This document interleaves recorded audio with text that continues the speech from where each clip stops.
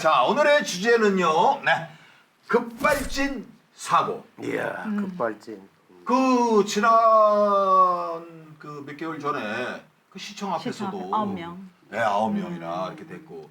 근데 전부 다 또 그 이후에 또 한 번 사고도 급발진을 주장한단 말이에요. 이 사고가 많아요. 근데 그 제조 그 자동차 회사에서는 뭐 그 증명할 길이 없다. 뭐 본인이 증명해라. 뭐 이런단 말이죠. 자, 이 급발진 사고에 대해서 여러분 어떻게 생각하시는지. 근데 700건이 넘는다고 얘기되는데. 그래요? 네네. 우와, 벌써. 네. 근데 증명된 건 하나도 없잖아 지금. 없죠. 그걸 인정된 거. 서로 잘못 안 했다 하죠. 예, 저 네. 우리가 얘기할 게 아니라 네. 한번 여쭤보시자고요, 패널 여러분에게. 어떤 분부터? 아, 저는 직접 경험을 해본 사람인데 그래요? 진짜? 네 명이서 점심을 먹고 음.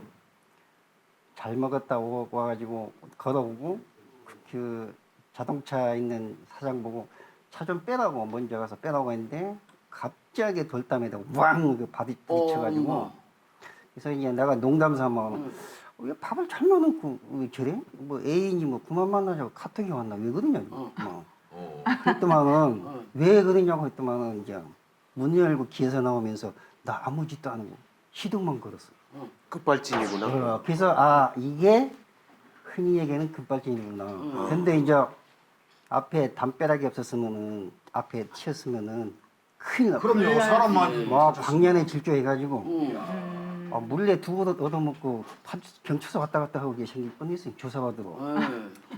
아니 그러니까 그 저 시동만 걸었는데 브레이크를 밟거나 뭐 저 악셀에다 밟지도 않았는데 네. 그냥 그 담벼락으로 그냥 날아가 진짜- 버리네. 야, 왜 그러냐고 했더만 나 아무 짓도 안 했어. 그 시동만 걸었는데. 진짜 급발진이 있나 보네. 급발진인가. 근데 급발진이라고 인정을 해주던가요? 근데 이제 보험사에서 와서 안 해주지. 안 해주지. 엄마, 그거는 증명할 길이 없대요. 엄마. 그러니까 말이야. 그러니까 이게 문제는 뭐냐면은 네. 이게 잊을만 하면 한 번씩 튀어나오고 그러니까 이 정부에서도 좀 관심을 가져가지고 이게 좀 해야 되는데 전문 운전사들만 피해를 보고 있거든. 그래서 그럼 거기에 그냥 죽은 조금- 사람들은 얼마나 억울하겠어요. 짚고 넘어가야지. 그러니까. 그 급발진 사고가 그 본인이 그걸 증명해야 된다는 거에 대해서 허탈하고 그 증명하려면 그 돈도 어마어마하게 들 거고요. 덜어는 실수 조작으로 잘못 밟을 수도 있지만 근데 그 많은 사람들이 운전 베테랑들이 또 급발진 사고가 나는 거 보면 아 정말 그럴 수도 있겠다. 예전에는 우리가 이 기어를 수동으로 이렇게 조작을 하고 이랬잖아요. 근데 지금은 컴퓨터로 다 회로가 돼 있기 때문에 그래서 이게 정말 사회적으로 문제가 많은 것 같습니다. 급발진 사고. 네. 정말 없어야 됩니다. 네. 네. 그래 저 역시도 지금 굉장히 지금 많은 지금 이야기 급발진 때문에 지금 이야기들이 많이 돌잖아요. 그래서 저도 이제 뭐 인터넷 올라오는 글들을 조금 보면은 운전하는 입장에서는 굉장히 지금 누가 당할지 모르잖아요. 굉장히 무서움이 많이 오거든요. 오는데 어쨌든 간에 이거는 뭐 조심한다 해가지고 이게 뭐 되는 거 아니에요. 되는 게 아니잖아요.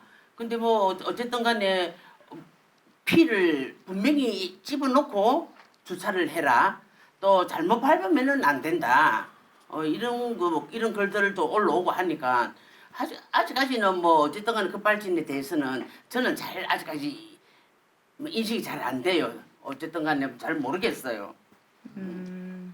자, 오랜만에 우리 주진아 씨, 나다움 씨. 네. 네. 이 급발진이 굉장히 말하기 참 조심스럽고 굉장히 무거운 얘기인데요. 이게 기계의 어떤 결함인지 정말 사람의 실수인지 또 고령 노인의 뭐 어떤 운전 미숙 이런 얘기들도 많이 나오는데 또 그러다 보면은 그 나이 드신 분들이 왜 우리 나이 먹은 사람들만 갖고 뭐라 그러냐 이런 말씀들도 그럼. 하시더라고요. 실제로 급발진 의심 사고는 굉장히 많긴 한데요. 근데 공식적으로 이제 급발진 그 제조사의 제조적 결함이 공식적으로 인정된 사례는 한 건도 없습니다. 네, 그래서 이게 급발진이 아니라 보통은 이제 운전자의 운전 미숙 또는 실수로 인정되는 경우가 대부분이죠. 그래서 이제 대책 마련이 시급한데 사실 기계적 결함 같은 경우에 이걸 막을 방법이 쉽지 않잖아요. 그래서 이제 의무적으로 법적으로 이제 페달 블랙박스라고 해가지고 이 운전자가 어떤 페달을 밟고 있는지를 블랙박스를 통해서 볼 수 있는 방법으로 좀 그걸 설치를 의무화하는 게 좀 맞지 않나. 정말 그 아이디어가 좋은 네, 거. 그렇게 생각이 듭니다. 그 CCTV를 네. 거기다 장착을 하는 거죠. 발 옆에다가 앞으로 네. 발 보이게 발 보이게. 브레이크하고 악셀 네. 딱 비추고 있는 자, 거죠. 그런데 차 사고라는 게 원래 그 차도에서만 거의 일어났는데 지금은 인도에 걸어다니는 사람들이 안전하게 걸어다닐 수가 없을 정도로 지금 불안과 트라우마가 굉장히 커요. 그래서 사실 집안에 차량을 하시는 분이 계셔가지고 그때 시청 사고 후에 내가 전화를 드리면서 그러면은 우리가 운전을 하고 나오는데도 굉장히 불안해가지고 급발진 되면 어떡할까 이랬는데 그럼 급발진이 되는 그런 어떤 팁을 좀 달라고 얘기를 했어요. 그러니까 이제 그 전문가가 얘기하는데 제일 처음에 이렇게 운전해가 나오다 보면 갑자기 엔진 소리가 굉음 비슷하게 난대요. 약간 엔진 소리가 그렇게 나오고 회전수가 급격하게 이렇게 올라간답니다. 올라가고 그다음 브레이크 페달이 잘 이렇게 밟아지지가 작동이 안 돼. 예, 작동이 잘 안 되는데 가장 중요한 것이 자세랍니다. 그러니까 이렇게 조금 뒤로 이렇게 약간 누워가지고 90도에서 엉덩이를 이렇게 딱 붙여가지고 90도에서 약간 뒤로 95도 정도 약간 뒤로 해야 되는데 더 많이 누워가지고 브레이크 페달 쪽과 거리가 멀게 앉는 이런 사람들이 굉장히 이런 사고를 일으킬 부분들이 많기 때문에 어쨌든 그 우리가 그 사고를 내기 전에 우리 운전자들이 먼저 이런 상식을 가지고 체크를 한번 해보는 것도 급발진 사고의 예방이 조금 되지 않나 이런 생각을 가져봅니다. 그러면요. 자, 이제는 남의 일이 아니라 어쩌면 나에게 닥칠 수 그럼요. 있는 일이라고 생각이 됩니다. 그럼요. 그래서 이제 정부에서도 이 구체적인 또 세밀한 그 대안과 또 어느 누구의 책임 이런 것까지 모든 거를 좀 이제 구분이 될 수 있어서 우리 국민들이 이 급발진에 대한 이 불안감에서 빨리 벗어나야 되지 않을까 싶습니다. 자, 여러분 의견 우리 시청자 여러분들은 또 어떻게 생각하십니까? 지금까지 이슈 토크였습니다. 예.